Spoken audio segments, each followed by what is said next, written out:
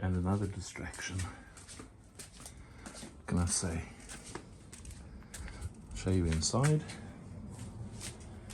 you say, oh shit, what happened?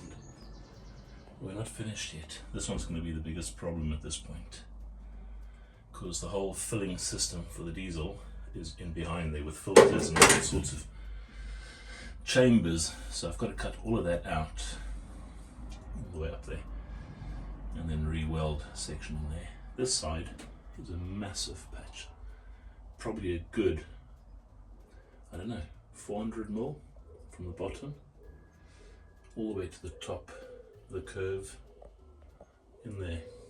What's amazing, typically, if you look carefully, you'll see you've got layers upon layers of patches. Every idiot that worked on this vehicle obviously just banged it flat with a hammer or rust inward, didn't cut anything out and just welded more shit on top and smeared a lot of, whatever you want to call it, sealant over the top. Yeah, so this one's fun. I mean, this is a proper challenge. I'll be fabricating and all sorts, but my first problem is, as I say, I wasn't meant to be working on this today or starting, because I was going to work on the front end, but then I looked and just tidied up the welds that I'd done previously, just nipping corners off and stuff. Poked my finger in there, like you can see. No, that's not so good. So now you can basically get definitely a 5-year-old child's head through there. Looking on this side, that's on the floor so far. That's just for starters. That bit there was just from repairing this corner of that sill. But when you look inside, I don't know if this light's going to allow you to see, but you can see that's where that patch was welded in previously. So I've got to cut around it, go all the way in and up against the bedside. And this side, if you look where this guy comes out, right, that's the hole on the other side. Behind here, I've just sprayed some SAS releasing agent on there. Hopefully this little nut will come off. I suspect it's going to snap, but I'll try, because behind this, just over here, is a big patch of rust. Now, I can't weld in there as it sits. If nothing else, it'll melt everything. It won't necessarily set itself alight, but everything sets alight. You can see earlier on when I was welding down there, the under seal just fires up so quickly. But I'll have to remove that. But this is quite complex, and I've looked in here already, and I can't figure out, let's see, I can't figure out how to undo all of that. But that, I assume, is a soft rubber seal that can come out, so you should be able to release all of this whole filling system. But it means you've got to go all the way down the bottom there. You'll see there are crimped fittings. Once again, I don't care about those. If I can release that and at the top and just pull this away, that'll mean that I can actually work. Shocks, same thing, buggered, rotten to death. But these, if we're going to lower this, those will get replaced with decent new stuff in any case. So that's today's distraction, which suddenly went south badly. You can see there, double layers of metal welded on top of each other where I've already torn away all the rusted stuff. And a whole load of under seal. There's shitloads of this, and there's some really thick damage. Look at this. I mean, you look at that, that's filler and all sorts of stuff that's been glooped into places just to fill the rust away, so that somebody goes and pays for this to pass an MOT, and then they send their kids off to university with it or whatever. Nice businessmen. Just whip their nuts in a vice and tighten it up till they scream loudly. But there you go. So that's today's job, is to start. I'm not sure if I want to start cutting yet. I'm still trying to figure out as what. I think my first stop is actually to try and undo this, because if I can undo that, I can cut the inside out, or cut out from the inside, because that rust patch is just there. It'll be above that fitting, or that mounting point. If I can weld up that section there, all of this in one big piece. That'll be good. Sorry, all of that in one big piece. It'll be good to do a solid section. But yeah, let me see if I can undo this thing. I'm probably in too much of a hurry. Watch it snap. You won't hear it, but I'll tell you about it later on.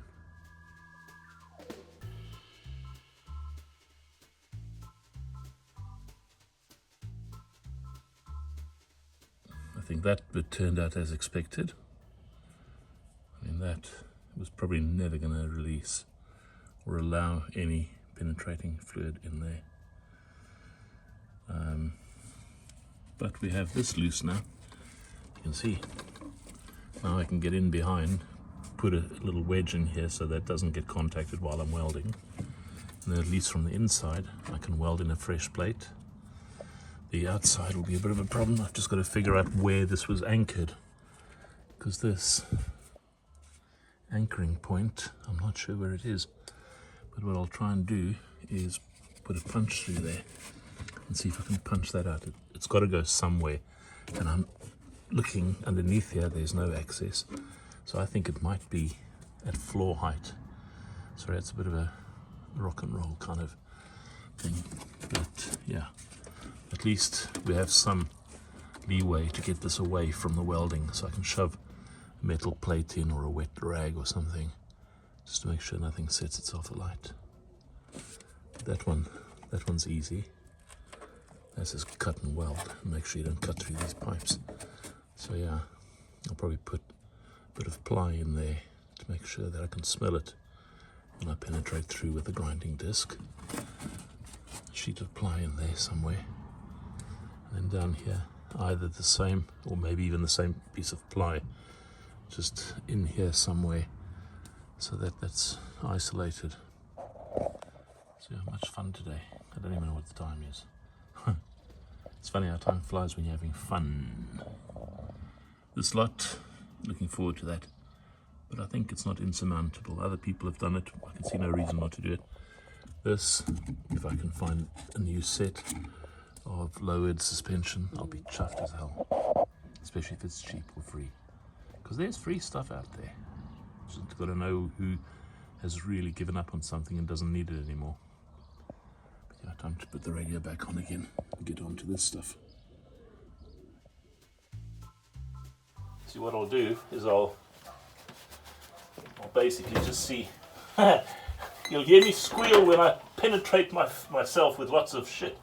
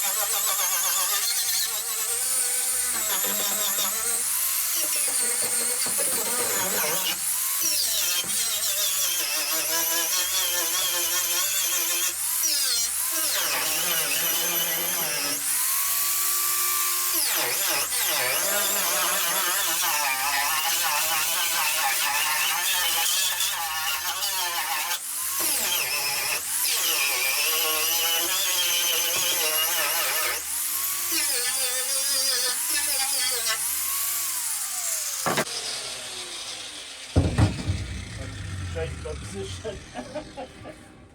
Okay. I tell you what, this is so bad. So I'll switch off. What's that? I'll switch off. Thank you. Yeah, I'm going to do that bit as well. Thanks, Mick. Yeah, actually, put it on the shelf there for me if you don't mind. You will switch off? Yeah, just push the top button. It should go off. Yeah, thank you. Has it gone off? It should be off. Oh no, it hasn't. We'll just push the bottom one in. Oh, yeah. There you go. Thank you. Right. Sorry, I just want to do this bit as well. Now I can get out of here because this position is awkward.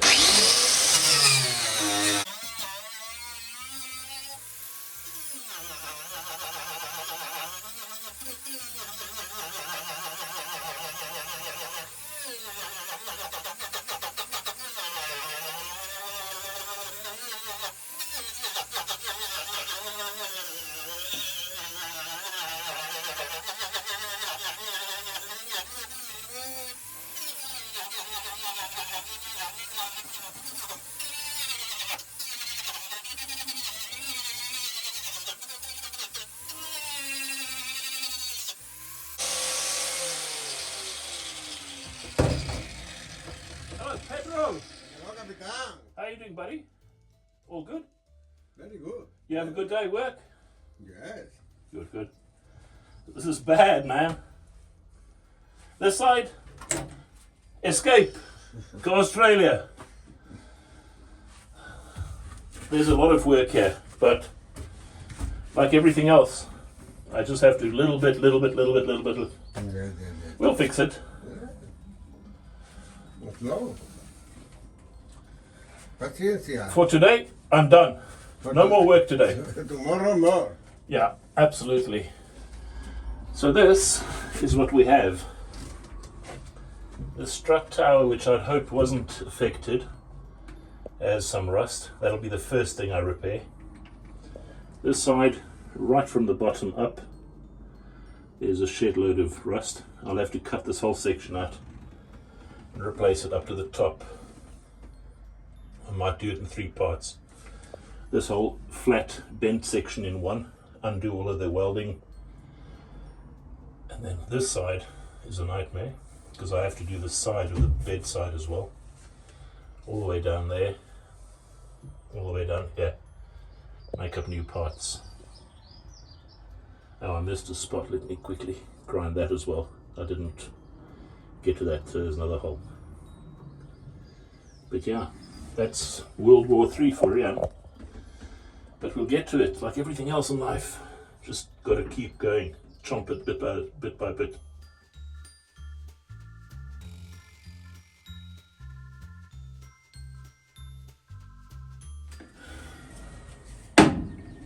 Right, it's next morning.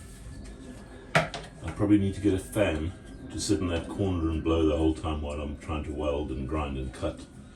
Get some of the dust out because all of this is chemical stuff. This is filler and under seal and bed liner and who knows what else.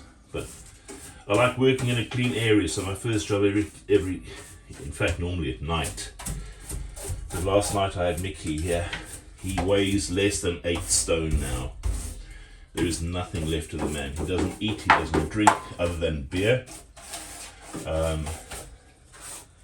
I don't know how long we're still going to have him here. I can imagine his wife screaming for me, and I am of no use when she finds him asleep in his chair. I don't know. It's a bit sad, but it is what it is. There's nothing you can do about stuff like that. The man's 81 years old. He's had a hard life. He's worked his ass off all his life. He's certainly not scared of hard work, never been.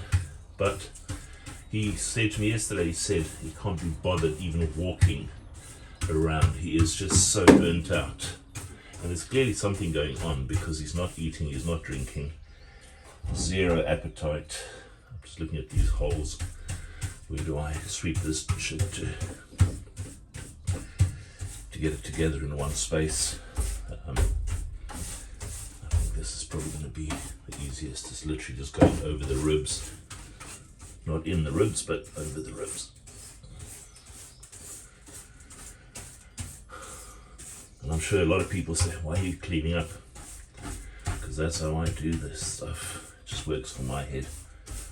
Cleaning up while I work instead of crawling around in dirt. Because I wouldn't be stuck in this little box for the next X period of time, however long that might be. Next job will be to go fetch, if nobody's stolen them, because that happens unfortunately, but it doesn't happen a lot where I live. But if nobody's removed those body panels that I fetched off that Jowett Javelin from Ross, that might have some of the right curves in the metal, and it's old-fashioned metal, so it's quite thick as well, which I think is what I want here. The thicker the better. I guess I could have brought the vacuum cleaner in, that would have been a lot easier. I'm just thinking now. It's a bit late. But you sort of headed in the right direction at least. Yeah, now I can crawl around in this dirt.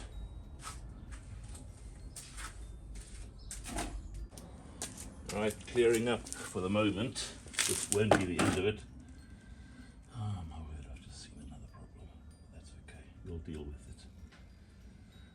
This thing is so shagged, and unless I fix it right, you won't get more life out of it. But I will get more life out of it because that's how I'm going to fix it. So the first job now is clear up all the dirt, then I don't have to sit in it and crawl around in it. But this is what's come out of just this wheel arch disassembly. When I say disassembly, I'm talking about just exposing the rust. You have a scoop full of rust, and more rust, a bit of dirt. I mean, that is the wheel arch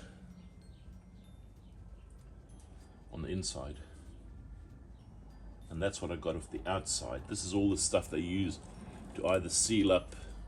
There's a shitload of seam sealer and all sorts of fake metal. There's bits of metal, and of course I found up to 3 layers, so there's 3 skins in here in places.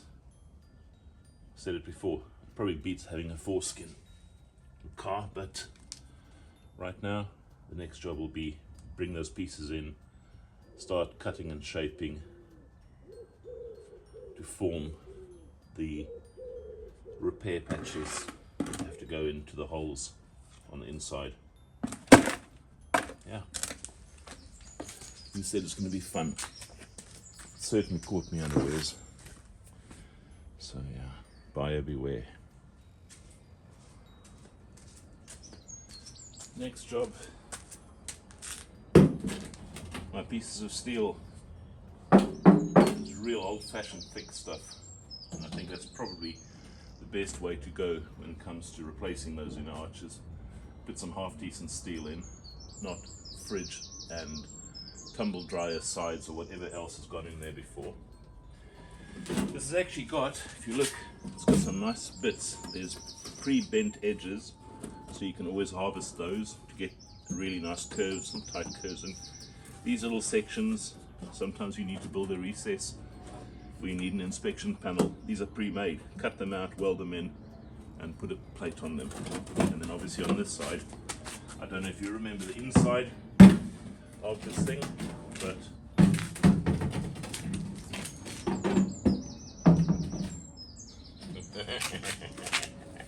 let's put it this way around. Might stand more easily. But once again, there you go. You've got curves and a slight curve in both directions, so a lot of this could be used elsewhere. I'm going to see between this and the hood whether I can make up both sides patch panels.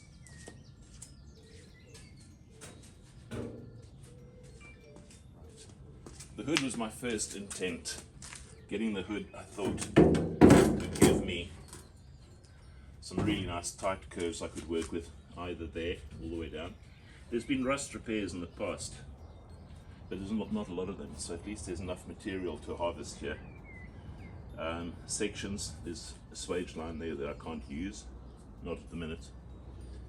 But you know, sometimes you have something like that that needs a bit of a patch panel let in. You then harvest that section. But I think between all of this, I should be able to get what I need to make up those bits. It's definitely, considering they're completely rusted away, I can't even see what I'm working with. I'm going to make it up as I go along and just make nice soft curves that kind of suit my eye, or soothe my eye, I think. So let's get on with this shit. I see where the old filler is chipped away. It's actually shiny there. It's completely shiny. So really good clean metal. I think it's very traditional old metal. Maybe 50s? Somewhere around there. I don't know what time or what age a Jawa javelin was built at. But there you go. Those are the curves we have to work with. Sometimes you just need to think a little bit out the box to figure out what you need in order to get those curves right. Those are really good, by the way, I think, especially this section. If I can harvest some of that,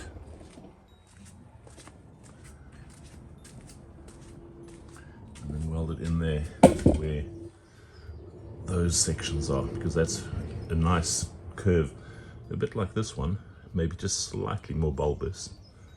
And then these here have a curve down the bottom, and there's obviously a long curve at the top. Hopefully I can get this shit worked out. I am not despondent, but I am worried that the amount of effort that I'm putting into this will outweigh by a long shot the value of this vehicle when I'm done with it. But who knows, they're rare. There's 20 of them registered. I think there's one of these on the road at the minute. So it's got to work with what we got.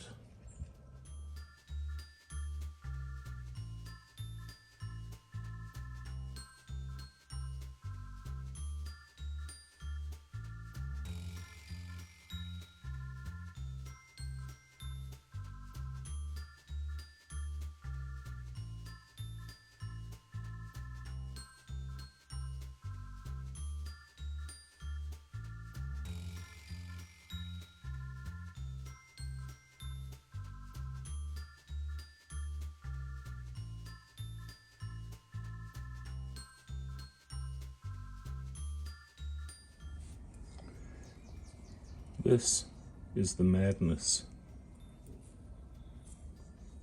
You can see, let's just get it into focus. The steel isn't that thick, naturally. There's the first one I did, but that's actually, it's quite interesting, it's not that thick either, but I replace it with stuff that was much thicker. This is the next one. What's this? 20 mil by 15 mil, 20 by 20 almost. But you can see, looking around the outside edges, that's kind of where the rust stops. So you've got to cut out enough of it so that you can get a decent patch in, and when you're welding, you've got enough material to weld to. Otherwise you just blow holes through everywhere.